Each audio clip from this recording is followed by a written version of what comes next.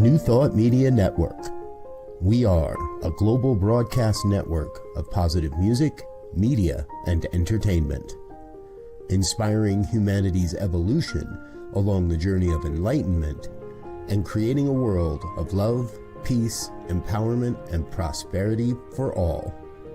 New Thought Media Network. Positively inspiring.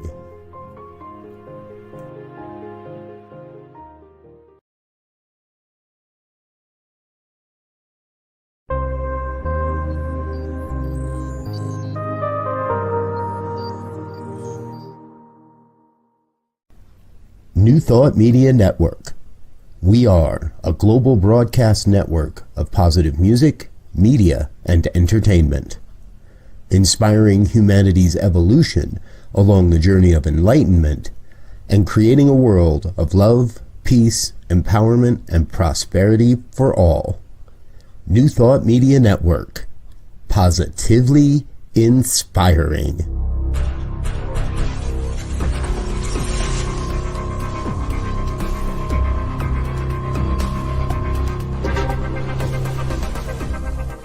Live from a secure concrete bunker somewhere in Ohio, New Thought Media Network presents Pastor Michael Mangus with Friday's Fireside Chat, spiritual conversation for today. Here he is from the secret radio room, surrounded by thousands of watts, Pastor Michael Mangus. Well, anyhow, hello there, welcome. As I get the right frame on, there you go, and welcome this evening.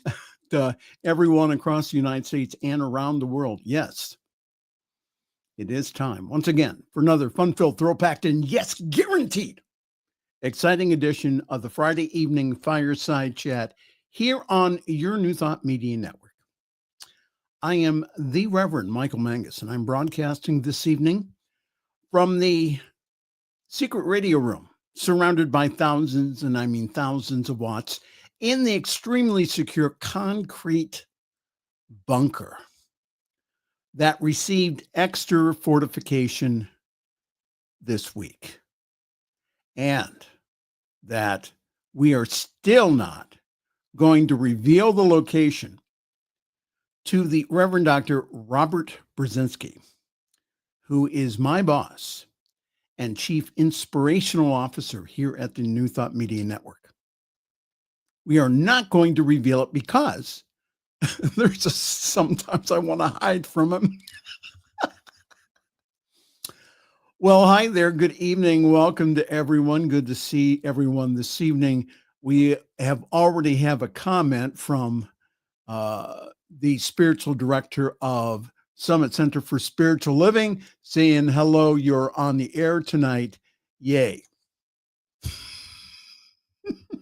That's because last week I forgot to push the go on air button by accident.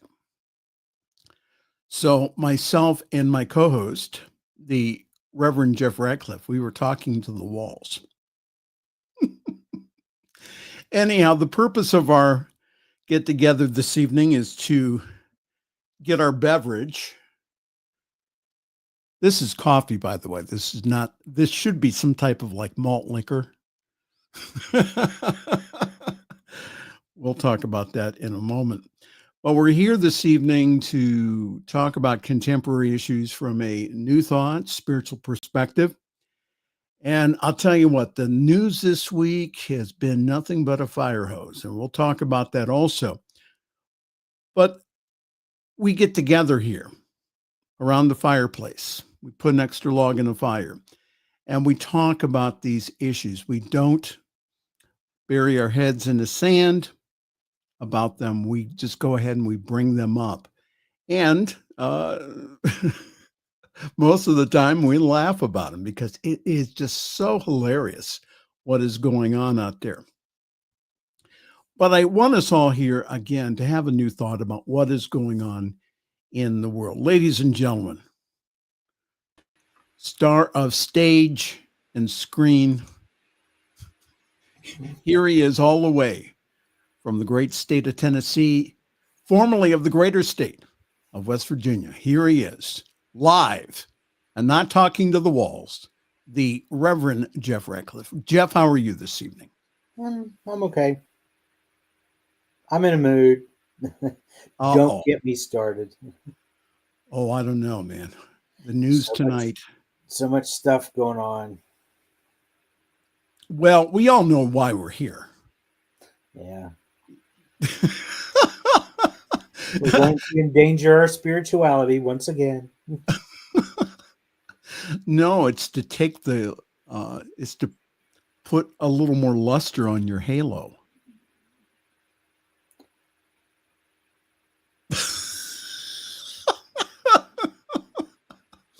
Is that a ball joke? No, not at all. Okay. No, I was not. Ladies and gentlemen, before I get into more trouble, we're all here this evening. Not for Lord, the Fireside Chat. We're here for Reverend Jeff's story of the week. And it's this a good week, one too. It's a good one too. Two of them, actually. It's part A and part B. Legal has gone over your stories. Mm-hmm. Yeah, he's actually on with us tonight. So, and wrote back to me. They wrote back to me and said that they miss the old controversial Reverend Jeff because they looked forward to reading your stories on Friday afternoon. It ended their week well. Oh, so you want me to start typing them out and sending them in again? Well, no, you do that anyhow. Well, No, I guess no. Okay, I'm sorry. They said that you sent a summary. Yeah. Okay. Okay. Now, just because you have two stories, though, doesn't mean that your airtime is doubled. Well, then I don't know why I'm even here. I seriously don't. Now, we're here this evening to see how many F-bombs that legal is going to allow you to use tonight. I picture this big wheel, like on Right. This Is Right, and Right. there's Rev Doc spinning it, Right. and whatever it falls on is what they give me. Well, they have given you this evening 10. I won't use them all. I'm not that crass. I'm not that crude. Hold on here. Already people are chiming in. Hello there, Tim. Good to see you tonight. And Diana, hey. Here he is. Mm. Both legal and ethics are watching this evening. Now, I may be a little bit crass, and I may shoot from the lip, but I am never unethical. I may skirt the line of legality from time to time, but I am never unethical. Both legal and ethics? Yeah, I didn't even know there was an ethics committee. I didn't know. He's just making that shit up. That was Jeff. It's not me. All right. The opinions expressed by Reverend Jeff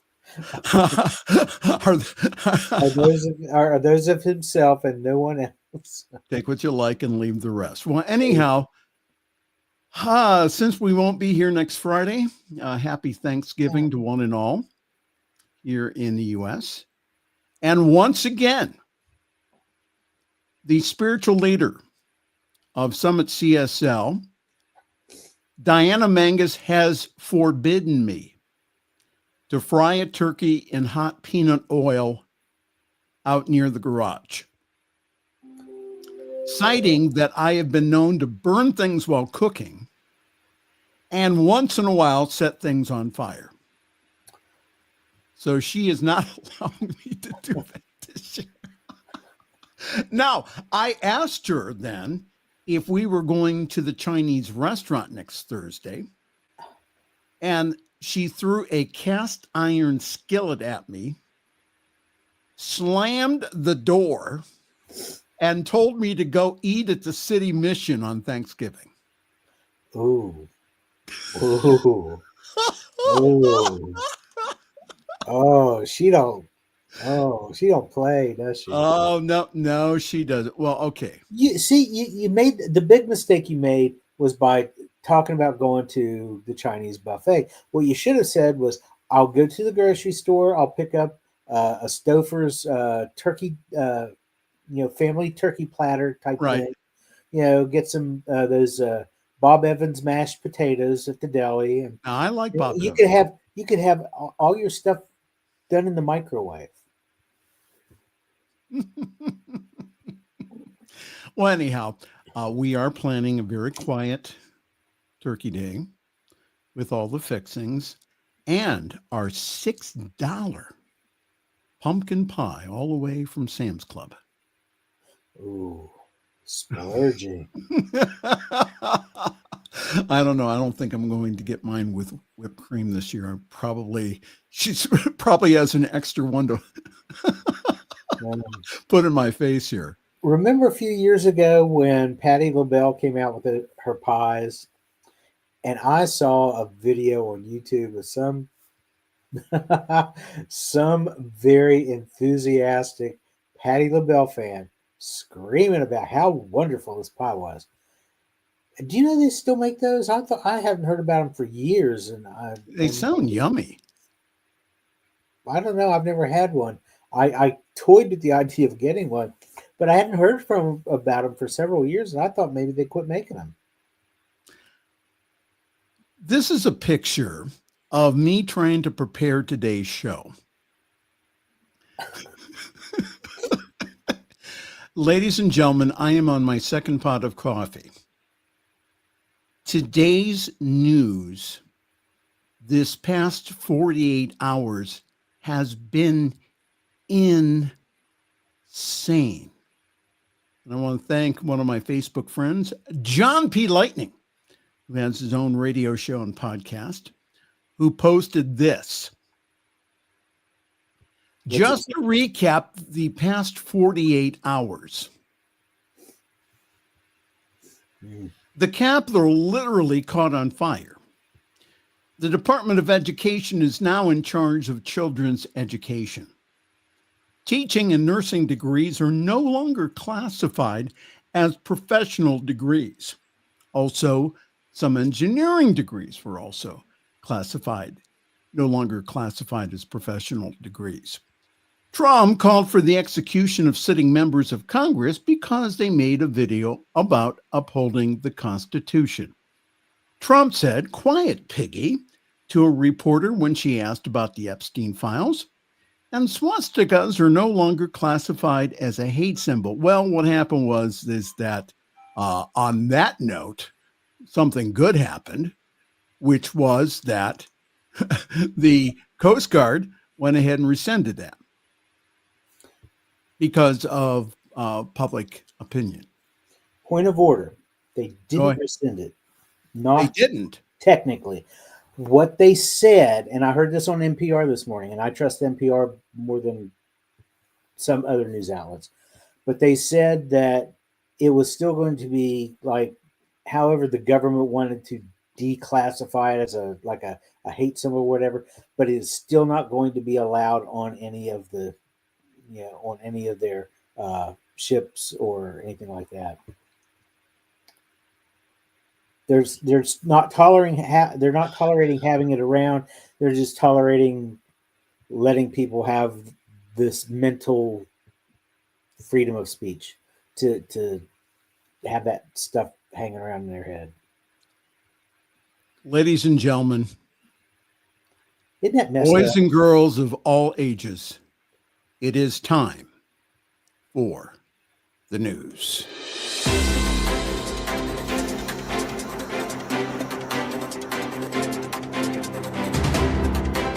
I just see all these people just kind of running around the newsroom, And now, from the Spiritual News Network, the 24-hour day, 7-day a week newsroom, I am Reverend reporting. Spiritual Information Network. We can call it SIN. What now? Spiritual Information Network, and we call We it will SIN. call it. Yeah. Hold on here. Before we go into the news, Diana said not true. And About what? not true about the cast iron skillet. Oh, Going I at don't believe that. okay. I think You don't, or you do? I don't. I think it was true. I can picture her threatening you with that thing. Yes, it is a 12-inch pie. Oh yeah, the Patti LaBelle thing. Yeah, and they are still making them, and you can get them at Walmart too. Walmart. Yeah, it's like we want to make that family a little more wealthy. And Crazy Land is way too inadequate in terms of describing what is going on in Washington and in our society. Yeah. Now, I'm disappointed about this first news article, Reverend Jeff. And the reason being is I thought that it would have a lot more like WWE action because of Donald Trump and Mayor Mondami meeting today. I thought it would be a knockdown, drag-out cage match, but it wasn't. People talked civilly today, and I have an opinion why here. President Donald Trump and incoming New York City Mayor Zoran Mamdani both left an Oval Office meeting today saying that they want the Big Apple to thrive. Trump, a New York native and also has a lot of money invested in New York real estate, emphasized shared priorities despite sharp political differences. The better he does, the happier I am, the president said. The two spent just over a half an hour before reporters arrived, and Trump said that their meeting changed his perceptions about the job that the mayor-elect would do in his hometown. He had praise for Mamdani. He says that Trump described the mayor as an unconventional political figure with the potential to do something great for New York. He said he would feel very, very comfortable in being in New York City under Mamdani's leadership. The president also downplayed his previous threats to cut federal funding for the city. And let's see here. Trump pushed back against attacks on Mamdani from some of his own party, including New York gubernatorial candidate Elsie Stefanik, saying that he thinks that the mayor-elect is a rational person. Asked whether he agreed with Stefanik's opinion that Mamdani is a jihadist, Trump says, "No, I don't." And in a remarkable moment, Trump said it was okay for Mamdani to refer to him as a fascist, a label that the mayor-elect has used in public to refer to the president of the United States. Well, Trump didn't invite him to the White House. Mamdani requested the meeting. Okay. So I doubt that Trump would be quite so conciliatory if Mamdani hadn't asked for a meeting. That just goes against his brand. And I think that Trump realizes that he still has a lot of investments in New York City, and that it would be to his benefit to be able to get along with the mayor. What do you think? I think there's also something else going on. It's Yes. the fact that we're seeing GOP members and even MAGA members.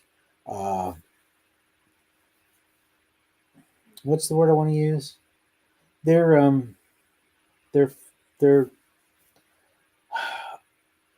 like rats fleeing a sinking ship. Okay, he's a lame duck president, and I think it's finally starting to dawn on him that he doesn't have the support that he used to have. And I think he's going to try to be mending some fences and trying to undo some of the bullshit that he's put out there before he totally screws up his legacy. I mean, surely to God it can't get much worse, but we're talking about DJT here, and yeah, it could get worse. So I think that's why he pulled back on the tariffs. Mm-hmm. I think that's why he's being all Mr. Nice Guy with the new mayor of New York. He knows that his support's gone. But wait, There's more. Ooh. Trump says he's not threatening death to Democratic lawmakers, but you better believe that they are in serious trouble. President DT insisted on Friday that he is not threatening death to Democratic lawmakers who are urging troops to disobey illegal orders that might be issued by the administration. But he has said that those lawmakers are in serious trouble. He said in a radio interview with Fox News, they report, you decide, I'm not threatening them, but I think that they're in serious trouble. I would say that they are in serious trouble. And I'm not threatening death, but I think they are in serious trouble. Reverend Jeff, do you think they're in serious trouble? No, not really. Well, I do think that he was threatening them with. It sure sounded like a veiled death threat. Well, anyhow, Democratic leaders and even a few Republicans condemned Trump's Thursday Truth Social post that accused the lawmakers of seditious behavior, punishable by death. The White House then denied that Trump wants members of Congress to be executed. And then what happened is that several of those individuals who went ahead and the lawmakers that went ahead and put together the video that shared with members of our military that it is their duty to disobey illegal orders, then they start getting death threats. So anyhow, one of the Democratic lawmakers who President DT accused of seditious behavior for urging the military to disobey illegal orders pushed back on the president's rhetoric, arguing that it is not sedition and that there is no place for threats of political violence in this country. Representative Maggie Goodlander told CNN's Wolf Blitzer, "What we have done is to say what the law is, and it is very telling that the president has become so unglued by a simple statement of federal law." Now, to all of our fine military out there, and maybe there's one or two watching our show here, before you take any action, please consult with attorneys and agencies that are being put together to combat what may come down the road very soon. Who determines whether or not it's a lawful order is a military court judge. So understand that you may be and probably will be court-martialed. So from factuality, it says that as regarding unlawful activity includes orders that directly cause criminal acts, violate the Constitution, breach U.S. law, or contravene international law and the laws of armed conflict, for example, orders to torture, deliberately targeting citizens, or publishing people without due process. Your opinion, Reverend Jeff? Well, the official oath talks about defending the Constitution against all enemies, foreign and domestic. And when it comes to the military oath, they're also told that they need to obey the orders of the president and those officers who are above them in rank. I think Trump heard that little part and then coupled it with the idea that the Supreme Court had given him free rein to run roughshod all over everybody and be totally immune from it. So that therefore no order that he could give could ever be construed or considered to be unlawful. However, you touched on it just a little bit. Only a military judge can make that decision, and the Uniform Code of Military Justice, the UCMJ, spells out specifically what can and can't be done. I want to say benefit of the doubt. That's not right. The burden of proof. The burden of proof when it comes to not obeying an unlawful order lies with the person who did not obey the order. That's why they put it up as part of a trial for the judge to decide, well, yes, this was an unlawful order. You did good by not following through on it. Or if he finds out, yes, this was a lawful order and you disobeyed a lawful order, then it carries some pretty harsh punishment. So absolutely. Well, again, an unlawful order is it's a touchy thing. And when I was in the Army, we were taught that when it comes from the president or a really high-ranking official, we let our top brass decide whether or not the order is lawful or not. Now, if we're out doing whatever and the sergeant comes up, your platoon sergeant comes up and says, hey, I need you to do this over here, and you know it's illegal, you don't need to wait on anybody else to tell you no, you don't need to obey that. Okay, so when it comes from the higher ups, you let the brass handle that. Okay. Hypothetical.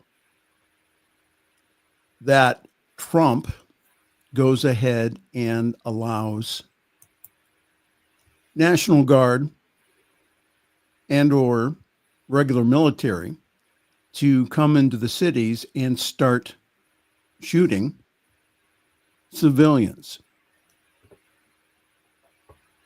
That's an unlawful order if ever I heard one. But that's from the president, though. Here you have someone who thought that it would be okay to shoot civilians in his first term while he was in front of a church holding a Bible the wrong way, asking his advisors whether or not that they could shoot people in the leg just to get them out of there.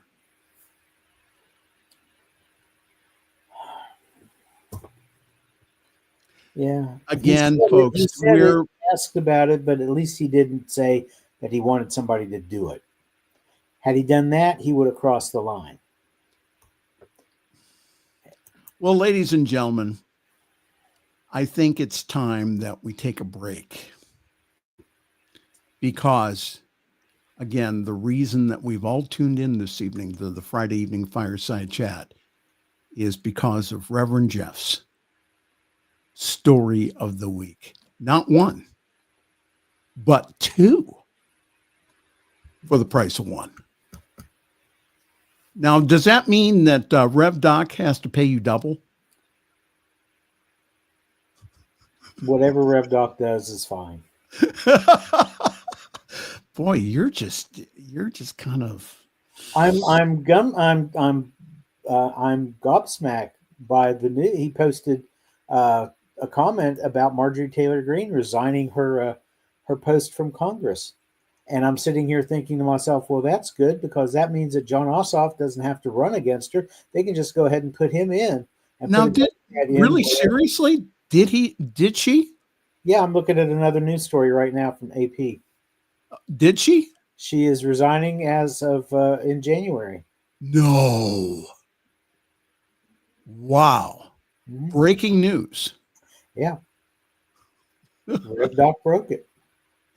Thank you, Rev Doc. Shattered all over everywhere. Well, at least I didn't get a call on the red phone. Oh, yeah, but you know what? You're not supposed to answer the red phone. That's Alfred's job. Oh, okay. Well, the red phone in the radio studio, the back line is for the program director or the owner to chew you out. Ooh, that red phone. Okay. All right. We will take a break here, and I just wanted to tell everyone, hi there.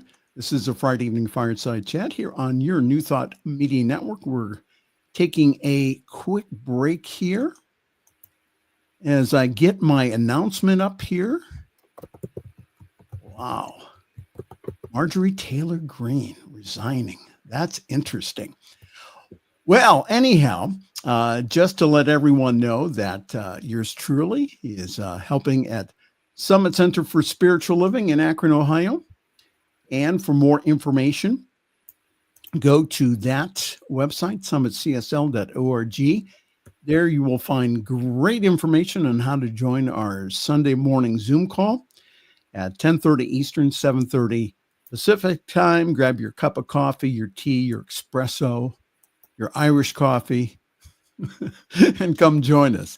I do believe that we have one of the best services in New Thought. And this Sunday, we will have a talk by New Thought Media Network's chief #1 troublemaker, the Reverend Jeff Radcliff.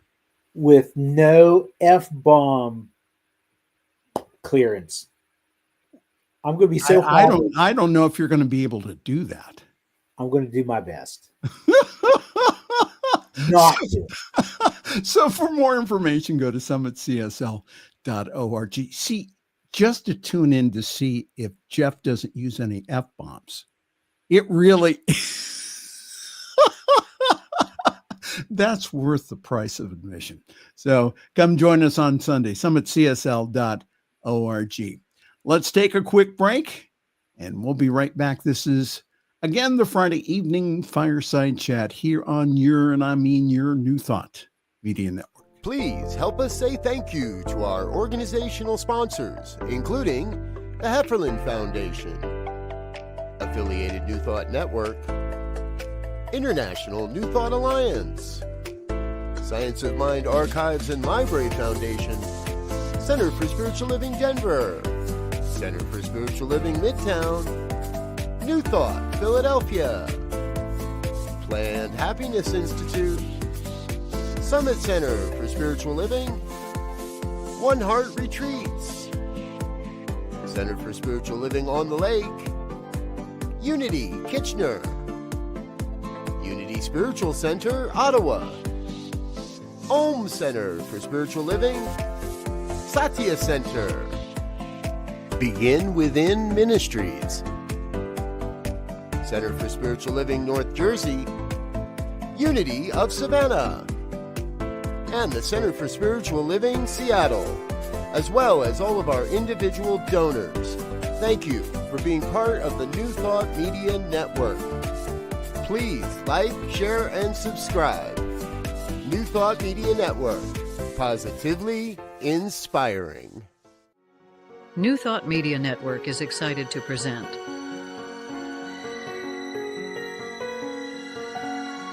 Divine Science Everywhere, Fridays at 2 p.m. Mountain Time and 4 p.m. Eastern. Come explore a modern experience of divine science. With Reverend Joy Fletcher, Reverend Jeff Radcliff, and Bishop Durrell Watkins. Join us as we open our eyes to divine science everywhere we look. Fridays on New Thought Media Network. The views and opinions expressed by Pastor Michael Mangus are generally right. However, they are his own and do not reflect the views and opinions of New Thought Media Network, Centers for Spiritual Living, or any other person living or dead. As they say in the 12-Step Recovery Program, take what you like and leave the rest. Here again is Pastor Michael. Along with the Reverend Jeff Radcliff, who is doing double duty on Fridays now. Yeah, it's He exhausting. does his program at 4 and then comes and helps out this mild-mannered minister with his program. Who doesn't know how to push the go on the air button. You did good this time. I heard, though, that I may lose my Society of Broadcast Engineer card for that. Oh, no. Oh, yes. Oh, Well, once again, we are here this evening for Reverend Jeff's story of the week. Let's see here. Can I get that? Hold on here. I have to put, no, that's still on. Okay, I have to turn that off. I have to do here. And now, hold on here. Now here's Reverend Jeff Radcliffe with the story of the week. Come on. Week. I love that. Now here's Reverend Jeff Radcliffe with the story of the week. He did this last week, too. He didn't want to shut up. I don't know. That's funny. All right. Go ahead, Reverend Jeff. I'm kind of disappointed today. I mean, as much crap has gone on this past week, I'm feeling relatively calm about things. Usually I'm more worked up, and I need these stories of the week to calm me down. We do these stories because we wanted to take and make some fun of what's happening in the world today. My story of the week, though, is more along the lines of there's still good going on in the world. And I heard about this one, first of all, on NPR earlier this week. And then a couple of days later, I found a news article about it. And I'm like, this has to be a story of the week. A nonprofit organization called Lasagna Love organizes volunteers willing to cook and deliver free lasagnas to anybody who asks. They started back in the pandemic in 2020. People were locked in. They were lonely. Elderly people couldn't get out. Disabled people couldn't get out. And so it started there, and then just kind of blossomed. It's in all 50 states. It's in 3 other countries. It's in England and Canada and Australia. And they also operate in our territory of Puerto Rico. They had been getting about 2,500 requests a week for a lasagna for people who needed one. Then when the government shut down in late October, they went from 2,500 requests a week to 10,000 a week. And so what they do basically is you go onto the website, and I'll give you the web address here in a little bit, and you request it. They reach out to the state where you're in and find volunteers in your area who are willing to cook and deliver a lasagna to you. The regional coordinator, Dia Hobbs, says that she knows that a homemade lasagna won't fix everything, but it does bring some kindness into people's lives. So go to their website. They are lasagnalove.org, LASAGNALOVE.org. So there's some good going for people who have been hungry, who haven't been paid for, a few weeks. It's some help that they need. Second group that I want to tell you about, another impressive nonprofit, marking their 40th anniversary, distributing billions of dollars of new merchandise from retailers to families in need. They're called Delivering Good. It's the name of the organization. They were founded in 1985. They have distributed more than $3 billion worth of clothing, toys, and other home goods to people affected by poverty, disaster, and all kinds of other life challenges, and it's all free of charge. And they like today, they specialize in disaster relief as well, with distribution initiatives like the Basic Comforts Pack, which is essential new items to get a first step toward comfort and normalcy and hope. It started originally as an organization known as Kids in Distressed Situations. And they were asking, the founders were asking nonprofits a straightforward question: would you rather receive money or new product? And the answer was a new product. So they started distributing. Children in foster care, shelters, living in poverty, they weren't getting a whole lot of good stuff. So these folks stepped in and did something about it.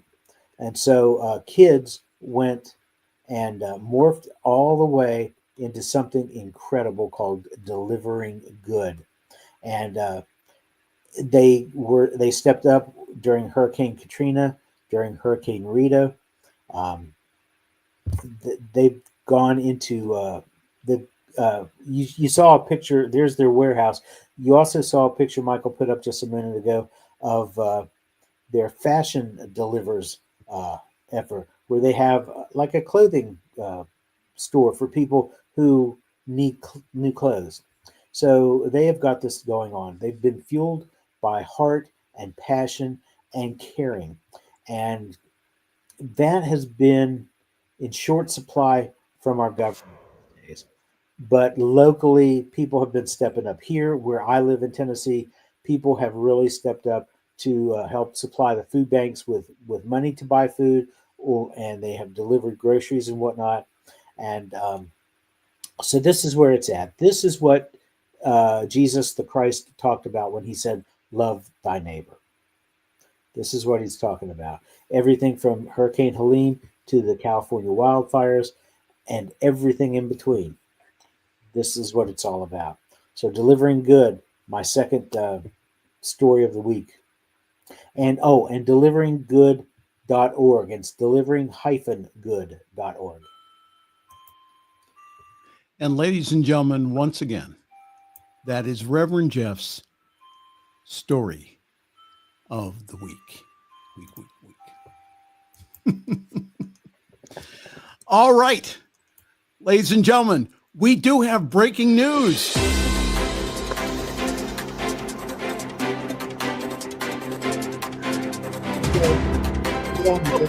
Oh, quit with that. Wrap it up. We need the news. We don't need the music. Well, Let's get to the the problem news. is that StreamYard doesn't mix very well with my voice. Yes, it is true. GOP Representative Marjorie Taylor Greene will resign in January. I will be resigning from office, with my last day being January 5th, 2026. She made the announcement in a post on social media just days after her public falling out with President DT. The president has rescinded his support for his one-time staunch ally and said that he'd support a primary challenger against her.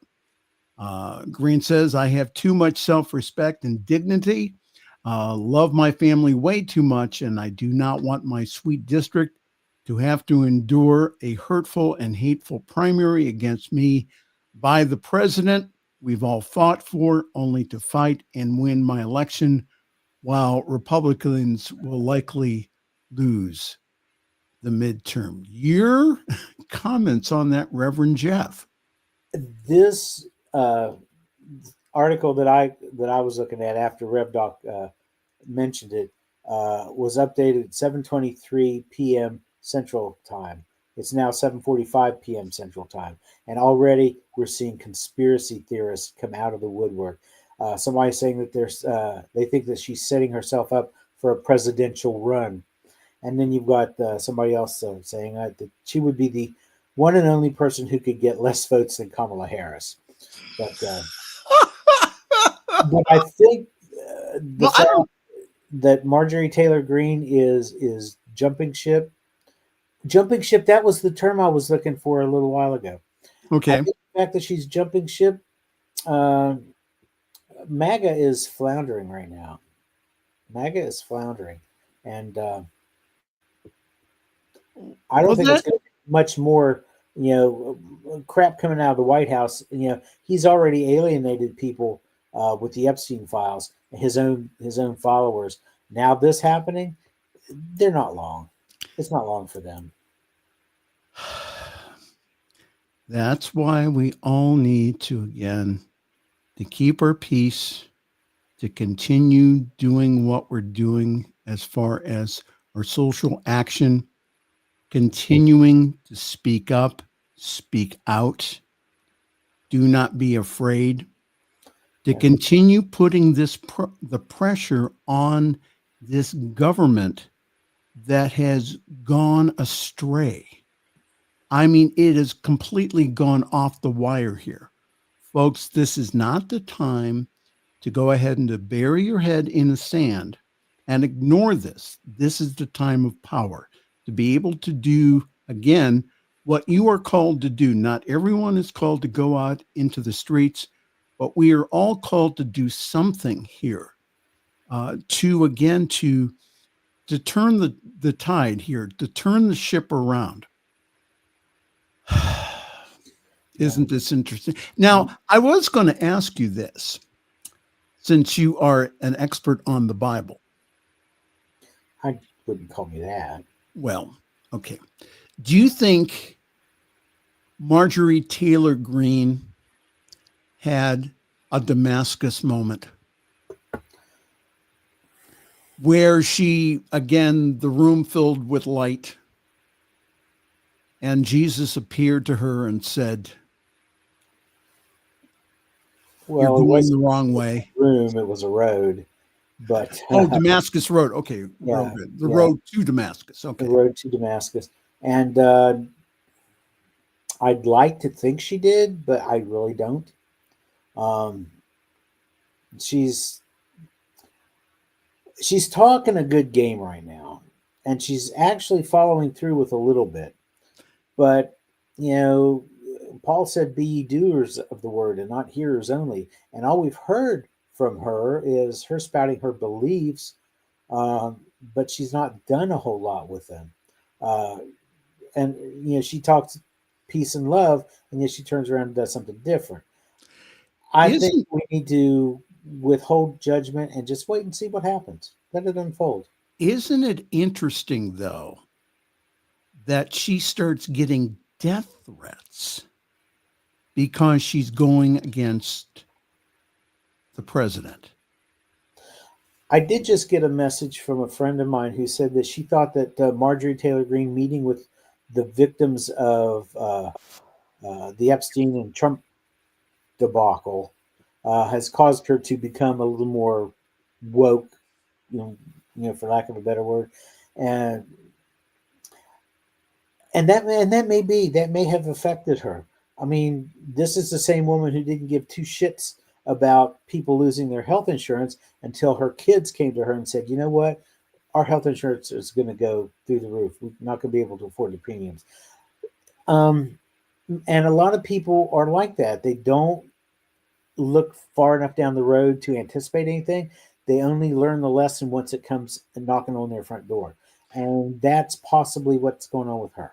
Since you are our staff prophet here at the New Thought Media Network, do you think Marjorie Taylor Greene will turn Democratic?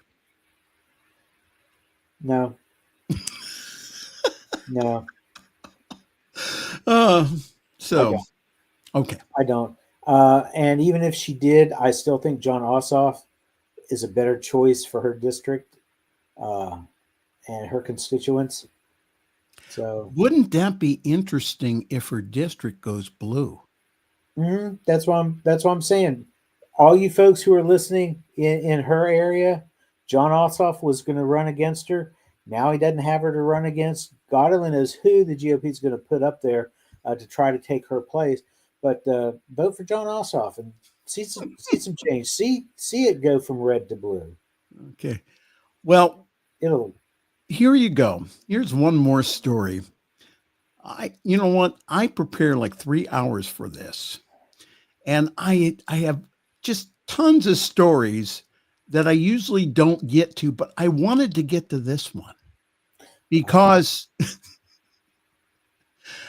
I cannot believe a sitting president would do this. Trump faces criticism for referring to a female Bloomberg reporter as piggy. Critics accuse the U.S. president of trying to shut women journalists up with demeaning language. Trump faces criticism for referring to the female reporter as piggy. Critics accuse the U.S. president of trying to shut women journalists up. DT, who has a history of making extreme political and personal attacks on female journalists, referred to a Bloomberg News correspondent as piggy. While the remarks didn't initially get much attention, it picked up some traction on Tuesday and has drawn backlash from fellow journalists, including some who have previously been attacked by Trump themselves. Kathy Lucy, who was the Bloomberg White House correspondent, had taken advantage of a press opportunity with the president, known as a gaggle, to ask a question about the unfolding Jeffrey Epstein scandal and the possibility of the House voting to release all of the files related to his case, which happened. As Lucy started to ask why Trump was behaving the way that he was if there was nothing incriminating in the files, Trump pointed at her and said, "Quiet, quiet, piggy." CBS News reporter Jennifer Jacobs first reported that Trump called a Bloomberg News reporter piggy, though she did not specify who it was. CNN Jake Tapper wrote on X, "Disgusting and completely unacceptable." When asked about the incident, Lucy directed The Guardian to a spokesperson for her news organization who said, "Our White House journalists perform a vital public service, asking questions without fear or favor. We remain focused on reporting of issues of the public interest fairly and accurately." Now, what is interesting here is that Caroline Leavitt responded to the president's comment, saying that DT is very frank and honest with everyone in this room. Speaking during her media briefing at the White House, Leavitt allowed that Trump sometimes gets frustrated with reporters, but she insisted that he is the most transparent president in history. Leavitt also said that he is speaking to reporters nearly every day, as Trump has done since taking office in January, is a lot more respectful than Democratic President Joe Biden, who took questions more infrequently. He also said that reporters should appreciate the fairness and the openness that you get from President Trump. We have We received, get openness. We don't get fairness from him. So. but we have received comment here from this piggy.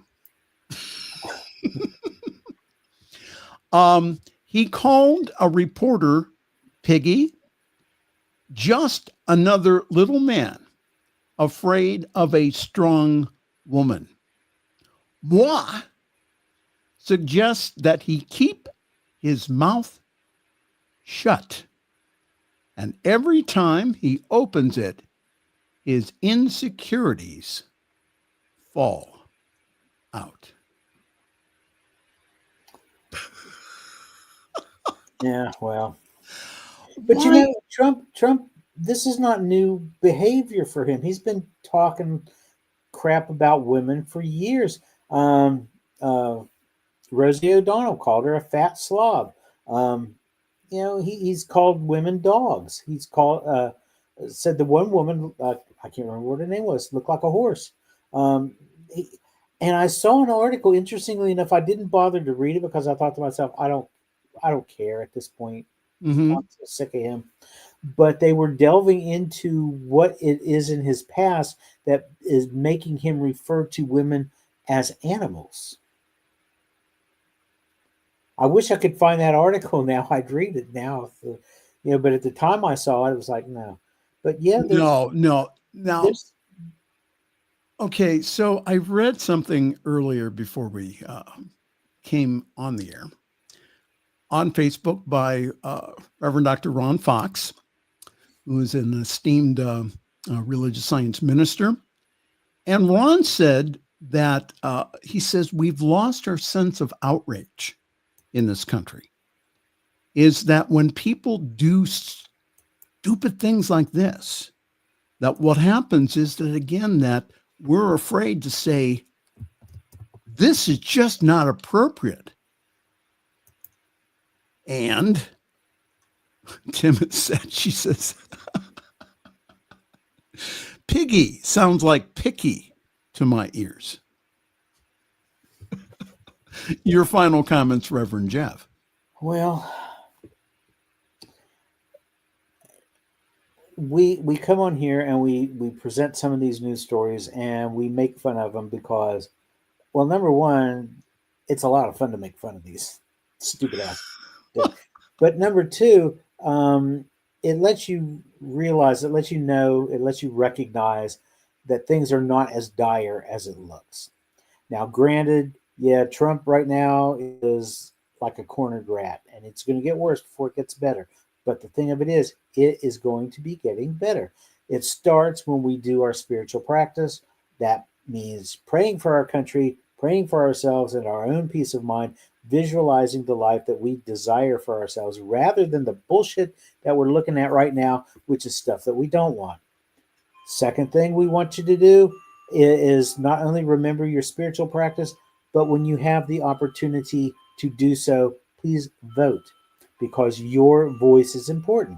And Absolutely. We want to remind you of that as well. So that's why we're here.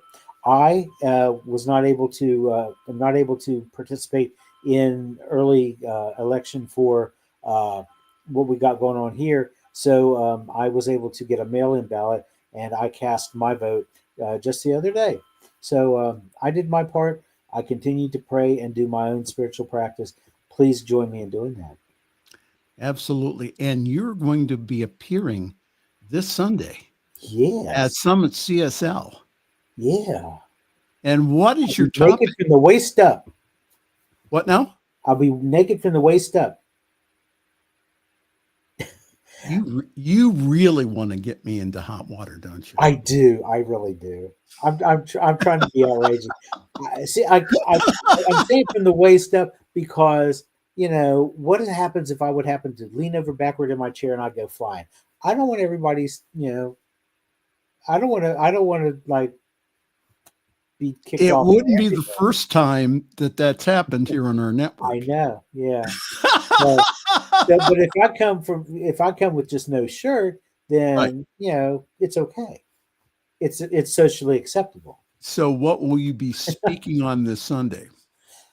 Speaking on this Sunday, we are going to be talking about the difference between being thankful and being grateful. Wow. Thanksgiving is coming up next week, and it seemed like the perfect time. These are very closely related ideas, but there are differences, and we're going to look at those.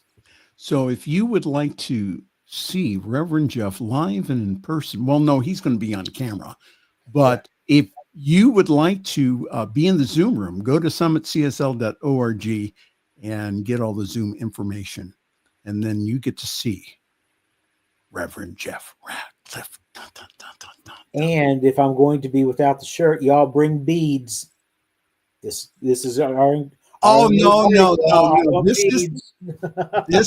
This is not the start of Mardi Gras yet.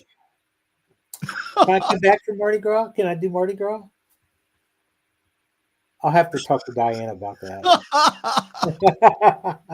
Now, again, It's going to be good, and it's going to be above board and proper. So, all right, bring the kids; it'll be okay. It will be G-rated. Yes. Okay. You didn't use any F-bombs. I'm proud of you this evening. Oh, I can change that real quick. No, we're running over. Rev Doc could have a fit and fall in it if I did. Okay. All right. Thank you, Jeff. Folks, thank you again very much for joining us this evening. We're going to take next week off, so we'll run a best of.